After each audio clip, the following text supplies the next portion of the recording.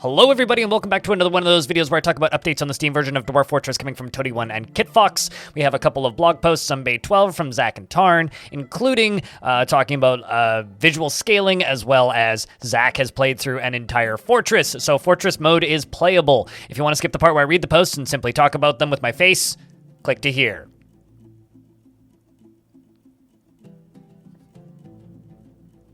If you're still with us, I'm assuming you're going to listen, so let's start. Everything is beginning to coalesce, congeal, and coagulate.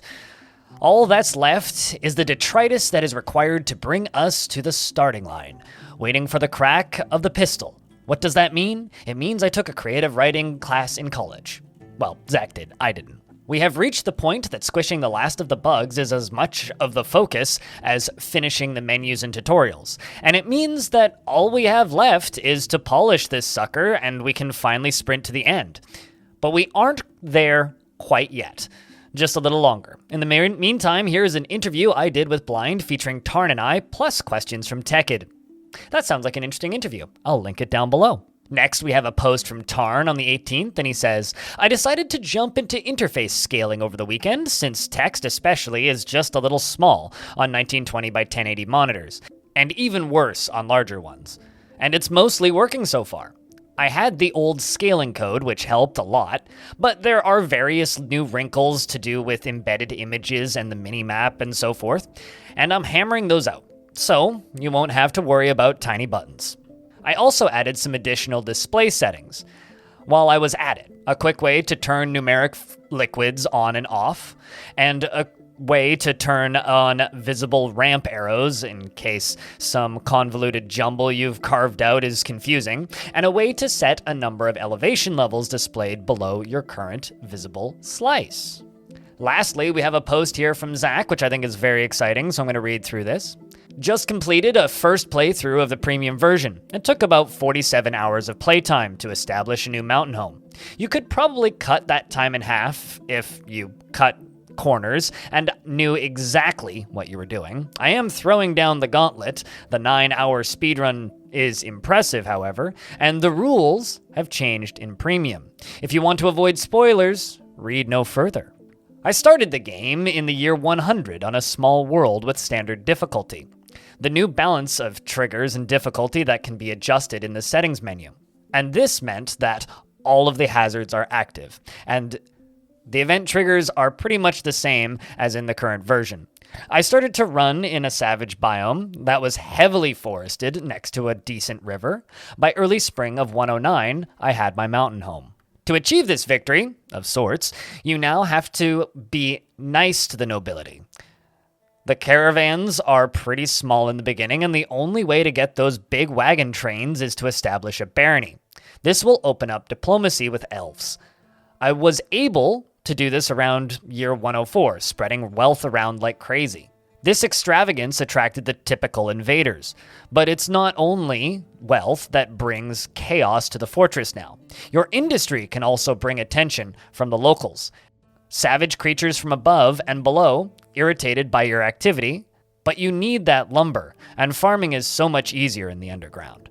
While waiting for my wealth to pile up, I spent most of my time on projects like connecting various parts of my fortress with minecart tracks in order to bring treasure up from the magma forges and goblinite down to the smelter. Running on the defaults, the nobles need about the same amount of wealth to attract, and the monarch, however, demands much more. It's not enough to merely bring the monarch to your fort. You need to fulfill their every desire. It took almost every treasure I had to decorate the queen's throne room to her standards. But even then, the monarch's thirst for treasure runs much deeper.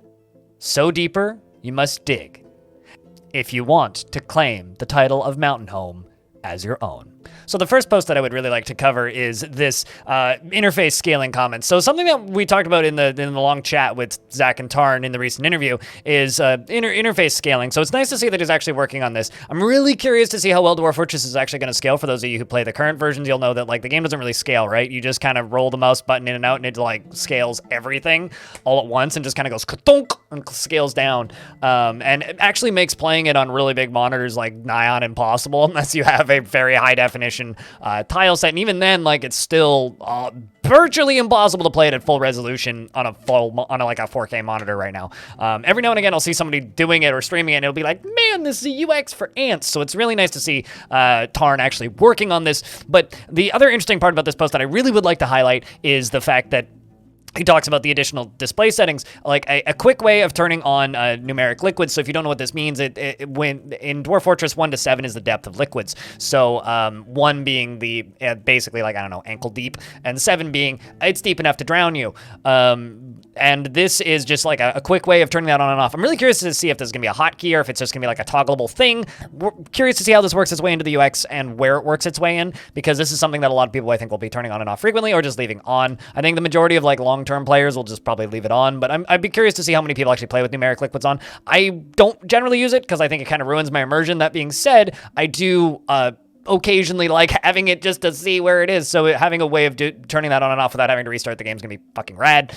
Same with the visible ramp arrows, because like, you know, one of the more common complaints I think I've seen about the visuals of the current like Steam version is the ramps do look a little bit confusing in some odd areas. So having a way to quickly turn those on and off, I think is a quick fix. I mean, it'll be more like an overlay anyway. So swapping those ramps out with just arrows, it's a nice solution. I'm quite happy with that. I'm curious to see how it ends up looking. Are they just going to be like this opaque thing over top of the ramps, or are they going to completely cover the ramps? Regardless, I think it's nice to see, and I'm glad to see those two issues being worked on. Now, this next bit is just pure teasing.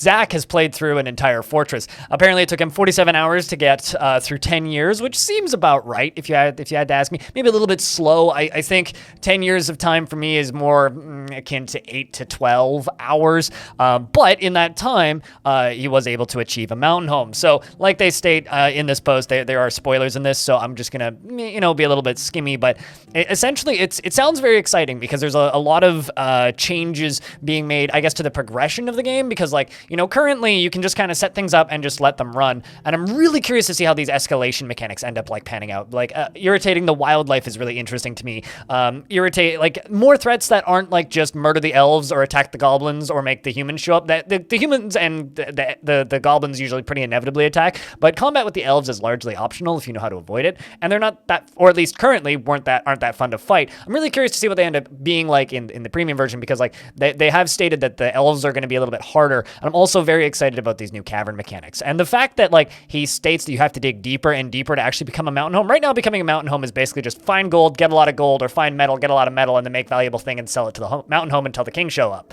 That's basically how you do it right now. But I'm really curious to see exactly, because they're just kind of teasing things with this post, not actually talking that much specifically about what needs to be done. Very curious to see what the actual mechanical changes are going to be to the premium version versus the current game, and how big it's going to be. There's also one other thing that I would like to mention, because I got a comment on one of my other videos stating that Dwarf Fortress is 44% done. They found that bit on the Steam page, and I just would like to clarify this a little bit. Currently, Dwarf Fortress is in version 44.07, if I'm not mistaken, 44.07, and that version of Dwarf Fortress is 44% done. The premium version is probably going to move that number up by a couple percent, but not hugely, right? Dwarf Fortress is not going to be releasing in early access because it doesn't have a planned release date. In order to release into early access on Steam, you need a planned release date. In order to do pre-sales on Steam, you have to have sold games on Steam in the past, which is why they're not doing pre-sales and why they're not doing early access. Dwarf Fortress isn't finished, and it probably never will be. Dwarf Fortress is very akin to something like Star Citizen. I know that's weird to say, but at a much smaller scale. 2 people working on it largely with some help. So the fact that Dwarf Fortress is 44% done doesn't mean it can't release as a full release on Steam. It just means that 100% finished, quote unquote, premium version notwithstanding, because that's a different percentage of completion, the overall planned set of features is 44% done, even though Fortress mode, specifically for premium, is damn close to finished. If you want to support this video directly, you can do that via Patreon, or you can do that through Super Thanks down beneath the video. If you want to get these notifications, or the KitFox ones at the very least, in your inbox, you can sign up for the KitFox newsletter. And if you want to communicate with me and watch me at my face while I play video games live, you can go to twitch.tv/BLINDIRL. Tuesday, Wednesday, Thursdays for like 12 to 14 hours, where I am becoming the Cheese Runner, high leaderboard standing person. You should buy Cheese Runner. It's stupid.